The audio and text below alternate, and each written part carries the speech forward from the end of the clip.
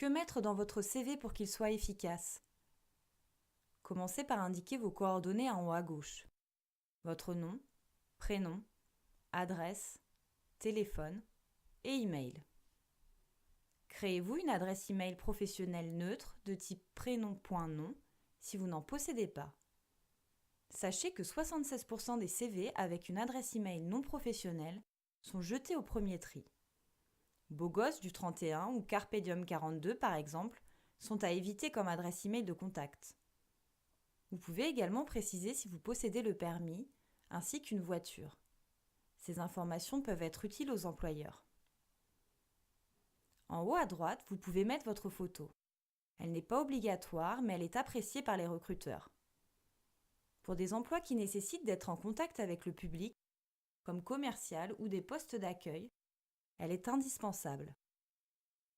Si vous décidez de mettre une photo, elle doit être sobre et adaptée à une démarche professionnelle. Oubliez les photos de vacances et les selfies. Ce n'est pas non plus une photo de carte d'identité ou de passeport. Vous devez être souriant. Il est essentiel de bien la choisir. Une photo professionnelle et adaptée vous rendra attractif et humain. Il est primordial de mettre un titre à votre CV. Indiquez le poste que vous recherchez. Il montre que vous avez un objectif précis et que vous savez vous positionner. Dans les grandes entreprises, les CV sont triés et classés selon le poste. Sans titre, votre CV risque d'être écarté. Vous pouvez également ajouter en début de CV une accroche.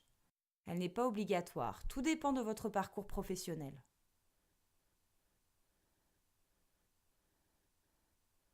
Elle doit en dire assez sur vous pour donner au recruteur l'envie de lire votre CV dans son intégralité. Il convient donc d'y glisser des informations qui vont l'intéresser, comme des éléments spécialement recherchés pour le poste.